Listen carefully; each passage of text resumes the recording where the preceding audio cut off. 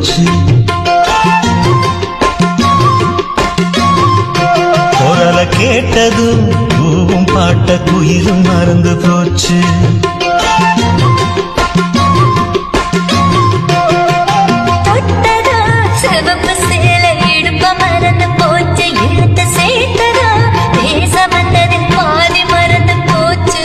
சுந்தரி உன்னையும் என்னையும் பிரிச்ச காலம் போச்சு.